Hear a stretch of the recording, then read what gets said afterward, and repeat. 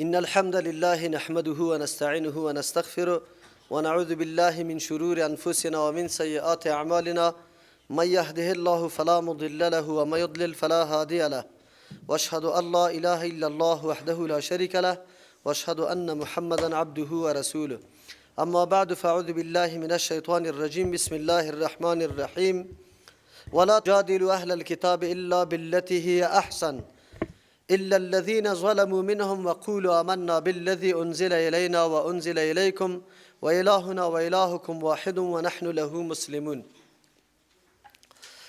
در آیات قبلی الله تبارک و تعالی مثال کسانی که با امرای الله تبارک و تعالی شریک جور می کردند و در وقت مشکلات و حاجات خود آواز می دادند به او معبودای دروغینشان. الله تبارک و تعالی مثال ازوار ذکر کرد و ضعف ای طریقه و یا این نظام که یا عقیده برشان داشت او را به وجه خیلی دقیقش الله بیان کرد که کسانی که به غیر الله پناه میبرند آواز میده در مشکلات مثل که عنکبوت بر خود آشیانه تیار میکنه که او آشیانه هیچ محافظت کردن نمیتونه بلکه در مقابل تمام موانع دیگه تاب مقاومت نداره زود از بین رفتنی است. آلی الله تبارک و تعالی طریق مناظره یا بحث با امرای او کسانی میکنه که لا اقل به کتاب آسمانی عقیده داره.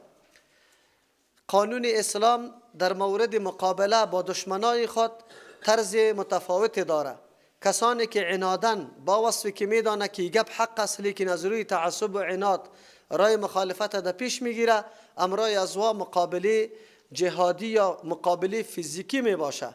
از امو خاطر است که برای عرب اسلام قانون وضع کرده بود که یا تسلیمی اسلام و یا است که از شمشیر کار گرفته میشه. اما با اهل کتاب به این سیستم نمی باشه. اینجا طرز مقابله اسلام با اهل کتاب به نسبت اهل مکه فرق داره. اهل کتاب مردمی است که علم داره. با مردمایی که علم داشته باشه راه مناظره را راه بحث باید آدم باز کنه و او بحث هم به بسیار فضای آرام در حالی که احترام متقابل گرفته شده باشه به مو طریقی که قرآن او احسن گفته به مو طریقه باید امروز از و بحث شود. اهل کتاب مردمی است که کتاب خوانده و علامات و نشانه های اسلام و پیغمبر صلی الله علیه وسلم در کتابای خود دیده. از امو خاطر از روی منطق و استدلال امروزشان بحث شود. البته دعوت اسلام به همه کفار همه مخالفین در اول مرحله در حالت بحث و منطق و استدلال است. از رای زور و شمشیر کار نمیگیره دین اسلام. چرا که اسلام مفکوره است که تعلق به عقیده داره. عقیده در قلب می باشه و امری که در قلب باشه او توسط زور و فشار قبولانده نمیشه. قرآن از همون خاطر یاد میکنه که لا اکراه فی الدین، زبردستی در دین نیست که سری کسی به زور تو ایمان و اسلام بقبولانی. چرا؟ این تعلق به قلب داره. از قلب الله تبارک و تعالی آگاه کسی دیگری نیست. اما زمانی که رای مخالفت دوام دادن به منطق استدلال تسلیم نشدن بعد از اون مسئله جهاد است که از زور شمشیر کار گرفته میشه تا که موانع دور شود. منظوری نیست اگر امی اهل کتاب یا امی اهل کفار جزیه را قبول بکنه به قانون عام اسلام که سبب امن جامعه میشه به او تسلیم شود بازم به مفکوره و عقیدهش کسی غرض نمیکنه. از امو خاطر است که اسلام دین آزادی است، یعنی حریت مفکوره را به کلگی قائل است. در دوران پیغمبر علیه السلام بعد از او در دوران خلفای راشدین مردمانی بودند که جزیه میدادند اما به دین سابقی خودشان برقرار بودند، یعنی زور نبوده. اسلام امی منطقیش است و امی استدلالش است. الله تبارک و تعالی راه دعوت با او مردمایی که صاحب علم است او را بر ما بیان میکنه که چه قسم قطع از او مردم ما پیش شویم. ما و شما گفته بودیم سوره عنکبوت در حقیقت مجسمه از آداب دعوت است و اموری که فراگیری راه دعوتگر میشه او را الله بیان میکنه. در اول اینمی سوره عنکبوت برای ما شجاعت داده شد. احوال انبیاء علیهم السلام در راه دعوت برای ما بازگو کرد که انبیاء علیهم السلام امی را پیموده و خسته نشدن، موانع و مشکلات متحمل شدن. هر دعوتگر زمانی که رای حق میپیماید، مردم برای حق دعوت میده، این گپا لازمه زندگیش است و هیچگاه توقع و تمنا نداشته باشه که مردم مرا تکریم میکنه در اول مرحله، بلکه این مصیبت ها و تکالیف در مسیر رایش آمده رایست، این امر حتمی است. اما دعوتگر چی راه را، چی منهج را برای خود انتخاب بکنه که مردم برای حق دعوت بده.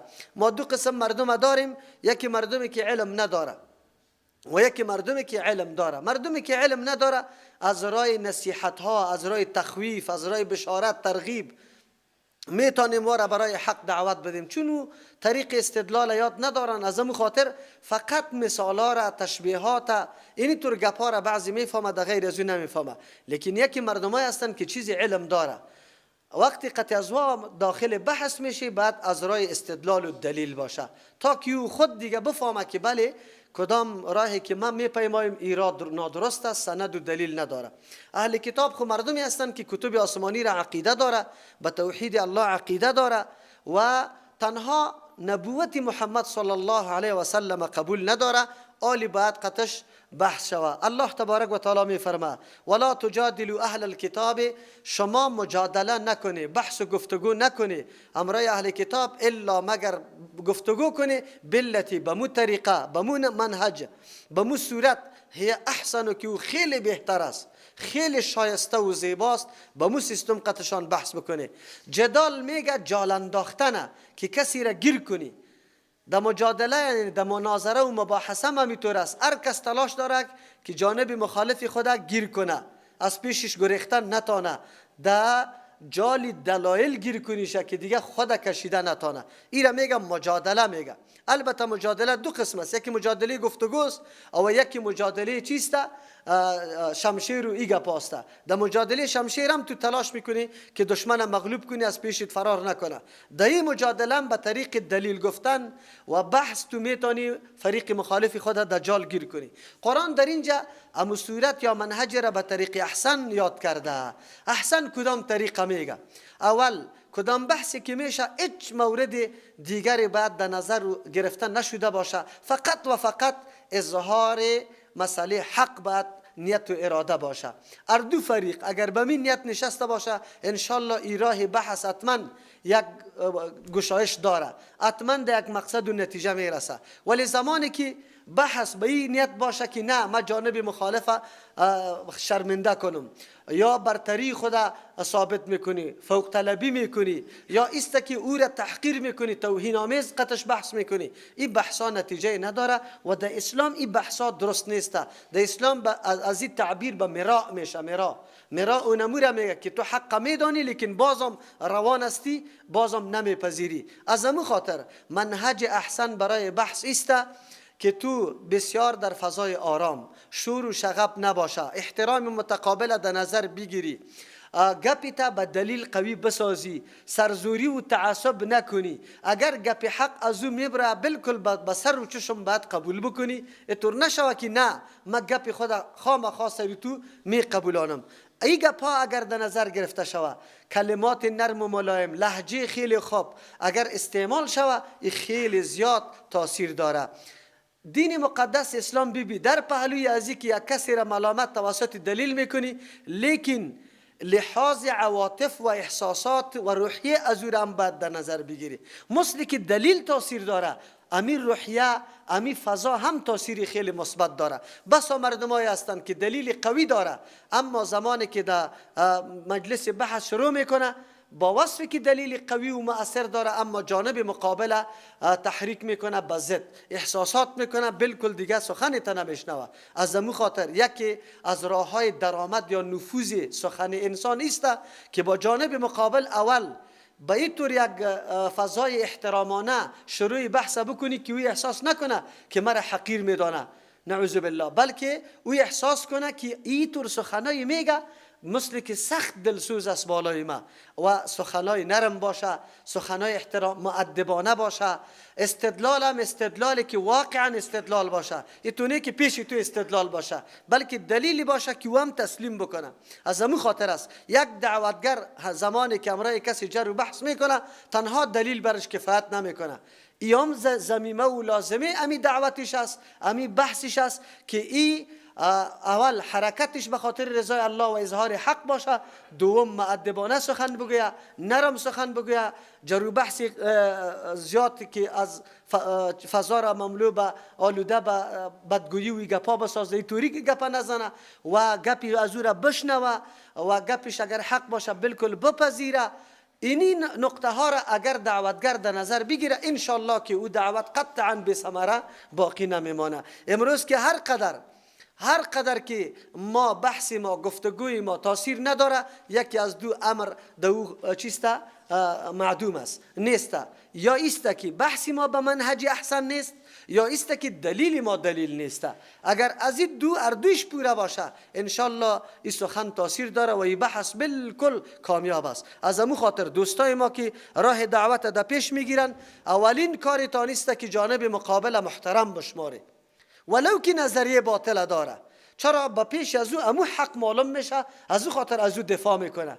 این علایده گپ است که تا ذهنی از او خلاص شود که من نعوذ بالله اصرار به باطل دارم. یعنی تو مجبور هستی که ذهنی از او را خلاص بسازی و پرده های امو تاریکی که در ذهنش آمده او را دور بکنی. از امو خاطر است که اینجا به لهجه خیلی نرم به فضای صمیمیت و محبت قطش بحثه بکنی. بله، بسا اوقات مردمایی که لجوج و عنادی است، از همچو بحثای نرم چی میکنه؟ استفاده سو میکنه، غلط میکنه، به مردم معرفی میکنه این توان مقابله را نداره، سخن گفته نمیتونه.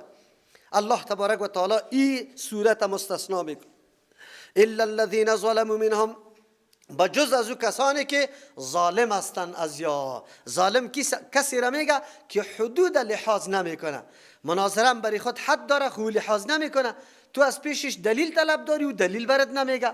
از اول از امو خاطر یکی از جمله چوکاتای مناظره است که قبلا چیزی که دلیل میگی تو او را مشخص کنی، که او میگه او را مشخص بکنی. منهج اردو باید معلوم باشه، او موقع قطش فیصله بکنی که اینی قدر وقت برای ما سخن، اینی قدر وقت برای تو سخن، و نقض سخن هر کدام به بسیار فضای نرم بکنیم. این تو نباشه تو میگی برای ما دلیل از کتاب الله و سنت رسول الله بیار، و او بیچاره شعرهای جامی را نوشته کرده برات میاره. او بیچاره از یک کتاب حواله کرده چیسته میگن وی میلاد خواسته، قل بفضل الله و برحمته فلیفرحوا. الله گفته به احسان الله و رحمت الله باید خوش شویم. یکی از جمله از رحمت الله پیغمبر گرفته مفسرین، اینا در وجود پیغمبر خوش شویم. دیگه آلی تو نمیدانه بیچاره چی رقم شو خوش شویم. امی خوشی را پیغمبر برای ما تعلیم میده، یعنی که امی تو رو میمانه چی رقم خوش بشه. خوشی خوی را میگه که آدم مدام خنده کده بره، کل عمر خیر ما خنده کده بریم، یک خوشی است؟ نمیشه. خوشی برای خود طرز داره، کیفیت داره، طریقه داره، و این خوشی را صحابه از ما تو کده خوب میفهمید آیا این کار کرده یا نکرده. یعنی به طریق تو امروز از پیش بری که او دیگه قناعت بکنه. کسایی که ظالم است که حدود رعایت نمیکنه، باز دیگه امو رقم که اوش سخت است، امو رقم قطعش سخت شو. و قولوا آمنا بالذی انزل، یک کیفیتی بحث قرآن برای ما در اینجا ذکر کرده با امروی اهل کتاب قطعش چی میگی؟ و قولوا بگوی آمنا بالذی، ما ایمان داری به او ذاتی که به او کتابی که انزل الینا، که نازل کرده شده بالای ما، و انزل الیکم، نازل کرده شده بالای شما. در کتاب ما و شما در اصول هیچ تفاوت نیست، از یک مصدر وارد شده نازل شده و یک موضوع را بحث میکنه که توحید الله است. بله در طرز عمل شاید تفاوتی وجود داشته باشه، اختلافی وجود داشته باشه، اما در اصول اساسی هیچ نوع خلافی نیست. خیر عجیب گپ است که اهل کتاب، تو هم کتاب قبول داری، من کتاب قبول دارم، البته کتابی که سری تو آمده و بدون تحریف شده تاویل شده باشه او را من بالکل عقیده دارم.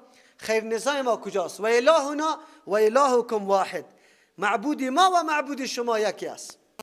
شما هم دعوت به مو یک الله میده و میگه که ما به مو الله تسلیم هستیم ما، خو لیکن فرق اینجا پیدا شده. نقطه نزاعی ما و شما است که و نحن له مسلمون، ما به تمام معنا به الله تسلیم هستیم. کدام فرمانی که الله برای ما داده چون چرا نمی کنیم، از خود اضافه گویی نمی کنیم، نمیگیم اینمی را عقل ما نمیپذیره، از خود نمیگیم اینی مقام و مرتبه را داره، ولی شما مکمل تسلیم نیسته. چرا؟ به خاطر که عیسی علیه السلام ابن الله معرفی میکنی. بر از او تصرفات قائل میشه. امروز اینمی گپ است.